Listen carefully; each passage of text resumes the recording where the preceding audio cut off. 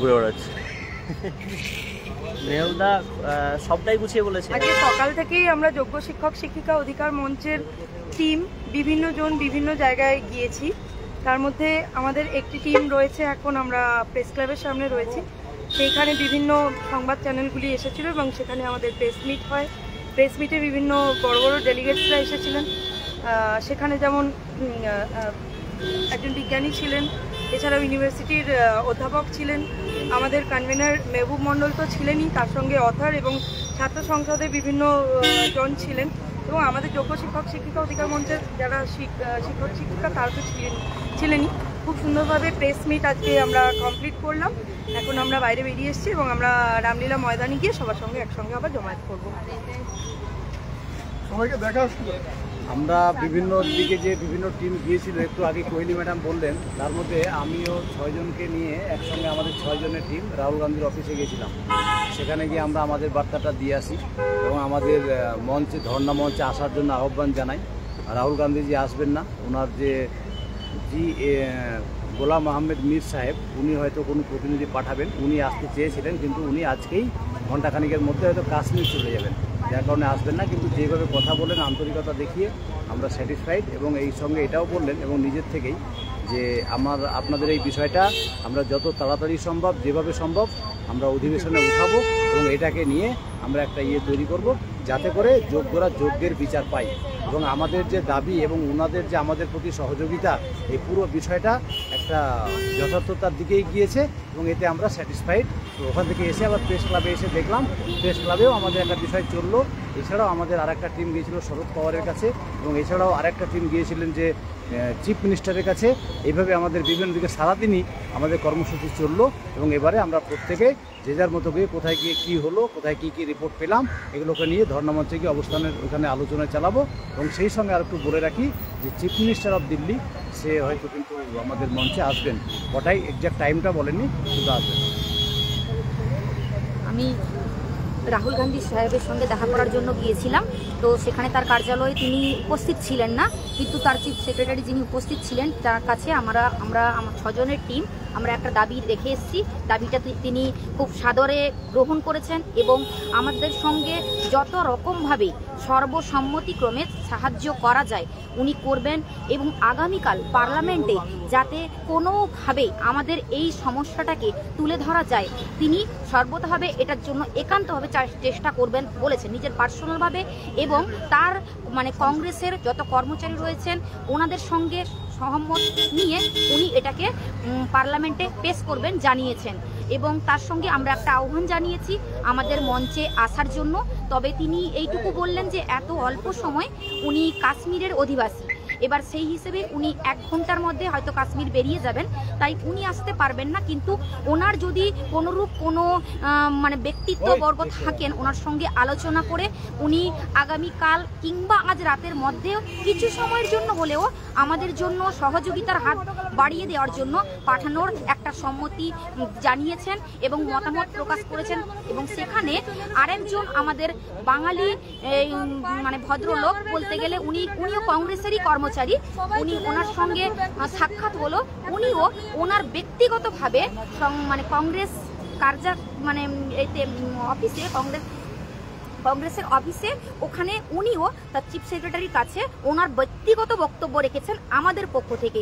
ওনার সঙ্গে আমরা লাইভ করেছি, ওনার ফোন নম্বর নিয়েছি এবং উনি এটাও আশ্বস্ত করেছেন যে কোনোভাবে আমাদের এই বক্তব্য বা আমাদের এই কষ্টটাকে উনি যত সংখ্যক জনগণের সামনে তুলে ধরা যায় উনি ওইভাবে প্রচার করবেন, একটা আশ্বাস জানিয়েছেন।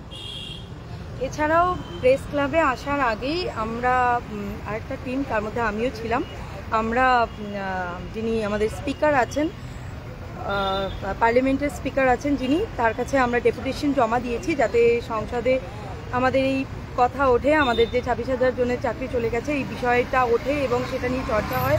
সেই জন্য ওনাকে ডেপুটেশন কপি জমা দেওয়া হয়েছে এবং তার রিসিভিং কপি আমরা রিসিভ করেছি ওনার দপ্তর থেকে।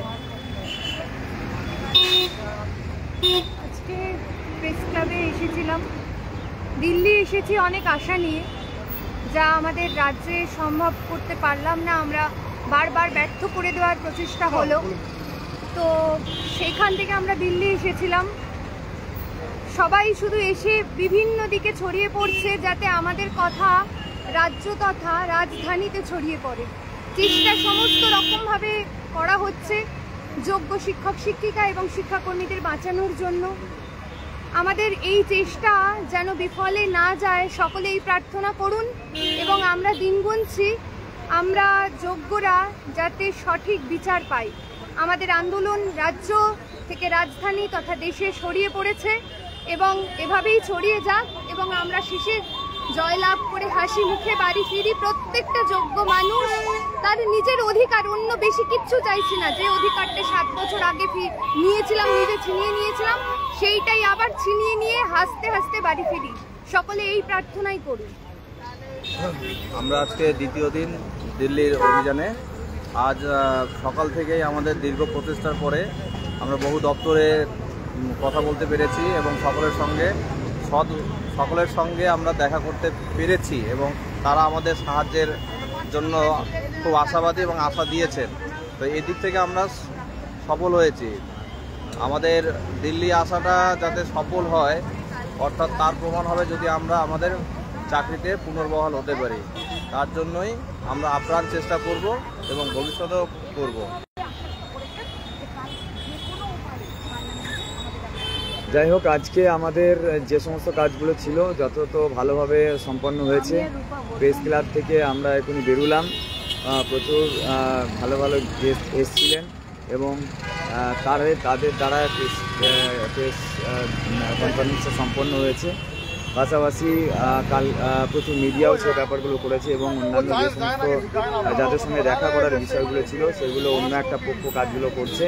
সব মিলিয়ে মোটামুটি দিল্লিতে এসে আমাদের যে উদ্দেশ্য ছিল, দিল্লিতে এসে আমাদের বিষয়টা সব মোটামুটি সব মহলগুলোতে জানানো, সেই কাজটা আমরা করতে পারছি।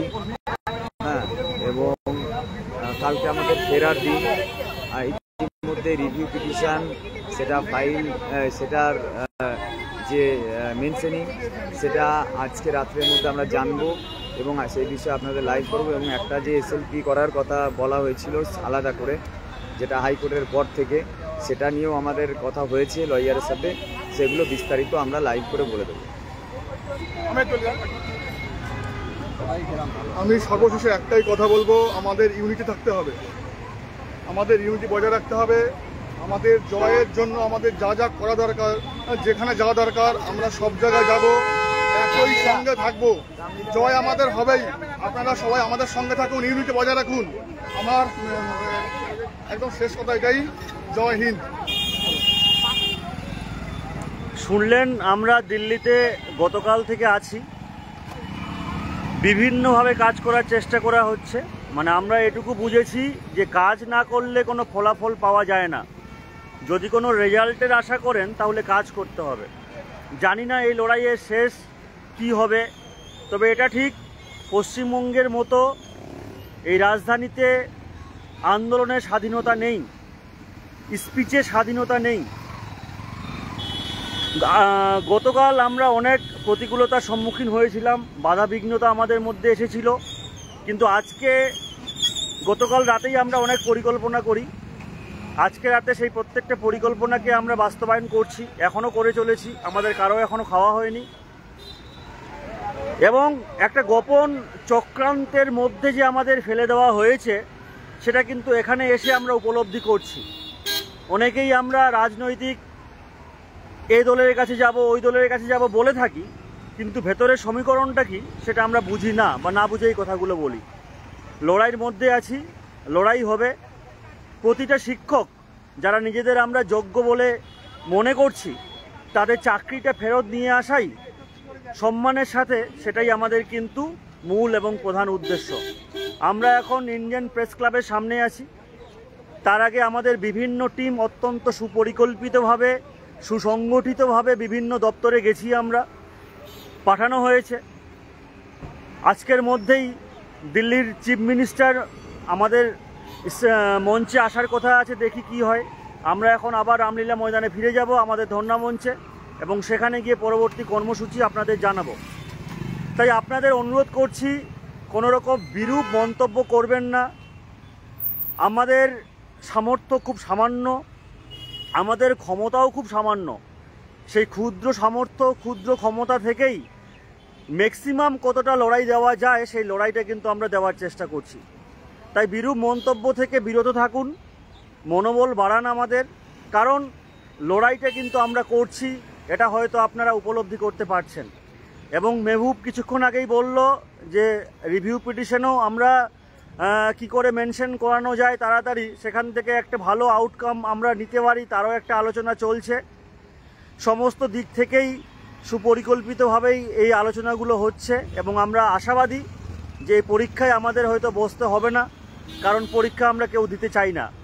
আপনাদের ওপর আমাদের কোনো অভিযোগ নেই, কারণ আপনারা পড়াশোনা করছেন, সেটাও খুব স্বাভাবিক। আমরা হয়তো কয়েকজন করছি না, কিন্তু পড়াশোনা না করা তো উপায়ও নেই, এমন একটা জটিল পরিস্থিতির মধ্যে আমাদের ফেলে দিয়েছে। কিন্তু হয়তো আন্দোলনের তীব্রতা থেকে শুরু করে আইনি লড়াই আমরা এমন পথে নিয়ে যাওয়ার চেষ্টা করছি যেখানে এই পরীক্ষায় আমাদের বসতে হবে না। তাই আপনারা ঐক্যবদ্ধ থাকুন, পড়াশোনা করুন, জমাটবদ্ধ থাকুন এবং হয়তো এখান থেকে বেরিয়ে গিয়ে কালকে আমাদের 10টায় পারমিশন শেষ হয়ে যাচ্ছে, তারপরে আমরা এক এক করে সকলে ফেরত যাব, আমাদের রিটার্ন টিকিটও কাটা আছে। কলকাতাতে কিন্তু আন্দোলন হতে পারে, আমি একটা আগাম আভাস দিয়ে রাখলাম আপনাদের। এসএসসি ভবনের সামনে হতে পারে, পর্ষদের সামনে হতে পারে, কলকাতায় কিন্তু একটা তীব্রতর আন্দোলন আমাদের সংগঠিত করতে হবে। কেন সংগঠিত করতে হবে? কারণ এই চক্রান্ত কিন্তু কলকাতা থেকেই তৈরি হয়েছে। আমাদের ভুল পথে পরিচালিত করে, আমাদের দিয়ে রীতিমতো প্রেশার ক্রিয়েট করে ফর্ম ফিল আপ করানো, সেখান থেকে এই গেজেটের হাজার রকম প্রতিকূলতা থাকা সত্ত্বেও আমাদের কিন্তু বাধ্য হচ্ছি এই পরীক্ষায় বসার জন্য প্রিপারেশন করতে। এটা one kind of mental torture আমাদের ওপর, যারা আমরা যোগ্য শিক্ষক তাদের করা হচ্ছে। এই রাজ্য সরকার যখনই সেগ্রিগেশনের প্রশ্ন আসছে তখনই তারা নিশ্চুপ হয়ে যাচ্ছে। সেগ্রিগেশন বাদ দিয়ে যদি সকল টিচার মানে 26,000, সেখানে যোগ্য অযোগ্যের বিভাজন নেই, তখন রাজ্য সরকার অত্যন্ত উৎফুল্ল, রাজ্য সরকার যেন সকলকে বাঁচিয়ে নেবে তার একটা আপ্রাণ চেষ্টা, আপ্রাণ মরিয়া ভাব দেখানোর চেষ্টা করছে। কিন্তু যখনই সেখানে সেগ্রিগেশনের মাধ্যমে, যেটা আমরা চাই, যেটা আমাদের কথা, যে যোগ্যদের চাকরি পুনর্বহাল করতে হবে, অযোগ্যদের টার্মিনেট করতে হবে, সেই জায়গাটাতে আসলেই কিন্তু আমাদের তাড়িয়ে দেওয়া হচ্ছে, আমাদের চক্রান্তের মধ্যে ফেলে দিয়ে আমাদের বিচ্ছিন্ন করা হচ্ছে। দিল্লির রাজপথে আপাতত আমরা আন্দোলনটা চালাচ্ছি একটা ন্যাশনাল ইস্যু বানানোর জন্য, যেন রাজ্যের মানুষের সাথে সাথে দেশের মানুষও আমাদের হয়ে কথা বলে শিক্ষার পাশে দাঁড়ায়, শিক্ষা আন্দোলনকে সামনের রাস্তায় ধাবিত করতে পারে। তাই আজকে আমাদের এই আন্দোলনের রূপরেখায় আজকে আমরা এই প্রেস ক্লাবকে সংযোজন করেছি। আপাতত আমি আমার সংক্ষিপ্ত কথা এখানেই শেষ করছি। আমরা এখন সকলেই ধর্ণামঞ্চে ফিরে যাব। আমরা জিতব, উই শ্যাল ওভারকাম। সকলেই মনোবলটা বাড়িয়ে রাখুন, আমরা জিতব, উই শ্যাল ওভারকাম।